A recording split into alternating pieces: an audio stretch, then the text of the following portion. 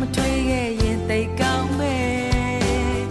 အနာယူလို့နေနေကိုအရှုံးပေးခဲ့ပါတယ်နှလုံးသားလေးလေသွေးထွက်လောငယ်တယ်ဒီမှာသေးကွေရောကကူဖို့ခက်ပါတယ်မင်းနဲ့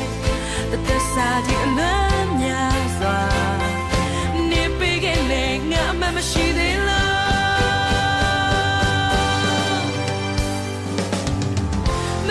မချစ်ဘူးပြောခဲ့ပါ